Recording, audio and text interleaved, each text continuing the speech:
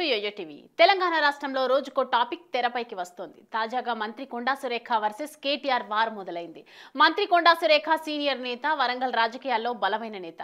ఆమె రాజకీయాల్లో ఒక్కో మెట్టు ఎదుగుతూ వచ్చారు. ఎన్ని ఒడిదుడుకులు ఎదురైనా రాజకీయాలను వదులుకోలేదు. గతంలో వైఎస్ఆర్ కేబినెట్ లోనూ మంత్రిగా పనిచేసిన ఆమె ఇప్పుడు రేవంత్ కేబినెట్ లోనూ మంత్రిగా కొనసాగుతున్నారు.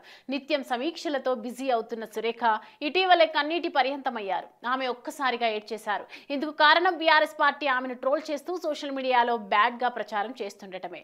ఓ కార్యక్రమంలో పాల్గొన్న సురేఖకు ఎంపీ రఘునందన్ రావు చెల్లికి ఇచ్చినట్లుగా చేనేత నూలు దండ వేస్తే బీఆర్ఎస్ సోషల్ మీడియాలో ఇష్టం వచ్చినట్లుగా ప్రచారం చేస్తున్నారని ఆమె ఆవేదనకు గురయ్యారు. అధికారం కోల్పోయాక బీఆర్ఎస్ సోషల్ మీడియా ఇష్టరాజ్యంగా పోస్టులు పెడుతోందని ఆగ్రహం వ్యక్తం చేశారు. అలాగే మాజీ మంత్రి కేటీఆర్ పై తీవ్ర స్థాయిలో ఆగ్రహం వ్యక్తం చేశారు. ఒకవేళ మీ ఇంట్లోని చెల్లిని కూడా ఇలాగే చేస్తే ఊరుకుంటారా అని నిలదీశారు.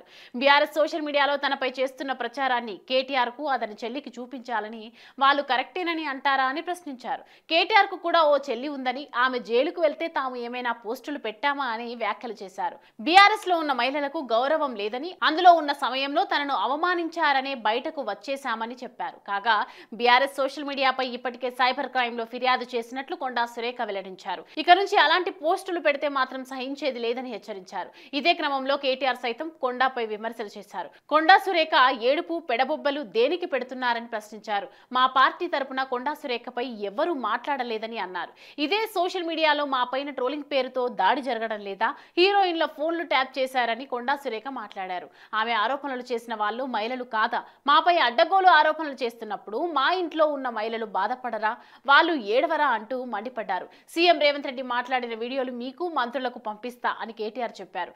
గంట వ్యవధిలోనే మరోసారి కొండా సురేఖ కేటీఆర్ పై ఇంకాస్త లోతు విమర్శలు చేశారు.